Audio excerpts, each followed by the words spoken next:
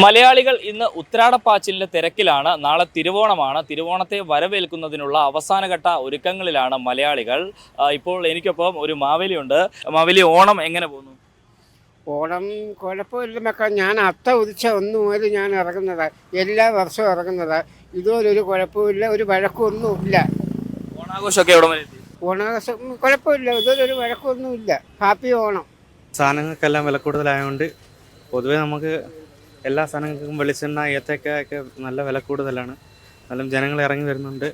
ജനങ്ങൾക്ക് ഉപ്പേരി, ഓണമല്ലേ, ഉപ്പേരി ശർക്കരട്ടി വിട്ട് വേറെ പരിപാടിയൊന്നുമില്ല. എന്നാലും എല്ലാത്തിനും വില കൂടുതലാണ്. നമ്മൾ മാക്സിമം എല്ലാത്തിനും അഡ്ജസ്റ്റ് ചെയ്താണ് കൊടുക്കുന്നത്. ഒന്നിനും വില കൂട്ടിയോ ഒന്നും ചെയ്തിട്ടില്ല.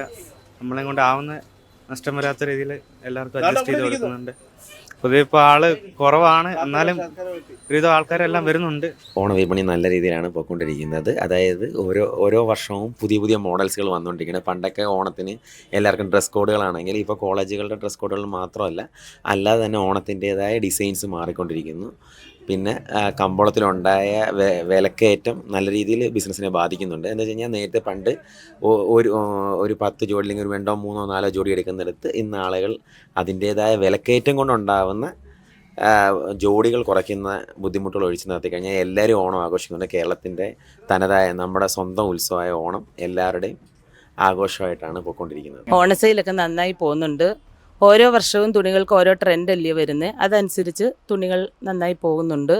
പിന്നെ എല്ലാത്തിനും വില കൂടുന്ന കണക്ക് തുണികൾക്കും വിലയൊക്കെ ഉണ്ട്, എന്നാലും ആൾക്കാർ നന്നായി തുണി എടുക്കുന്നു. ഓണസെയിൽ കുഴപ്പമില്ലാതെ പോകുന്നുണ്ട്. നമ്മുടെ കേരളീയർക്ക് ഓണം മറക്കാൻ പറ്റത്തില്ലല്ലോ, ഒഴിവാക്കാനും പറ്റത്തില്ല. അപ്പോൾ അതുപോലെ തന്നെ ഓണം നേരത്തെ അപേക്ഷിച്ച് ഇലക്ട്രോണിക് സാധനങ്ങൾക്ക് എല്ലാ ഐറ്റങ്ങൾക്കും വില കൂടിയിട്ടുണ്ട്. എന്നാലും നമ്മുടെ കേരളീയർ അത് ഉൾക്കൊണ്ടുകൊണ്ട് ഓണ വിപണി വിപുലമായിട്ട് തന്നെ പോകുന്നുണ്ട്. അതിന് എല്ലാത്തിനും ഇപ്പോൾ എല്ലാത്തിനും ഓഫറും വരുന്നുണ്ട്. അതുപോലെ തന്നെ നേരത്തെ അപേക്ഷിച്ച് ചെറുതായിട്ട് ബിസിനസ് കുറവുണ്ട്. സ്മോൾ അപ്ലയൻസ് ആണ് ഇപ്പോൾ ഏറ്റവും കൂടുതൽ പൊയ്ക്കൊണ്ടിരിക്കുന്നത്. ബിഗ് അപ്ലയൻസും പോകുന്നുണ്ട്. ഫ്രിഡ്ജ്, TV, വാഷിംഗ് മെഷീന് അങ്ങനെയുള്ള ഐറ്റങ്ങൾ സെയിൽ കുറവാണെന്നാലും കുഴപ്പമില്ലാത്ത രീതിയിൽ പോകുന്നുണ്ട്.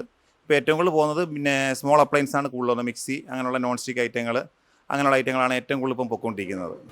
ഉത്രാടം ഈ അവസാന ഘട്ടത്തിലേക്കാണ്. അതിൻ്റെ ബിസിനസ് കാര്യങ്ങളൊക്കെ വളരെ ഗംഭീരമായി നടക്കുന്നു. പിന്നെ കേരളത്തെ സംബന്ധിച്ചിടത്തോളം ഉത്രാടം ബിസിനസ്സിൻ്റെ ഒരു അവസാന ഘട്ടത്തിലേക്ക് കിടക്കുകയാണ്.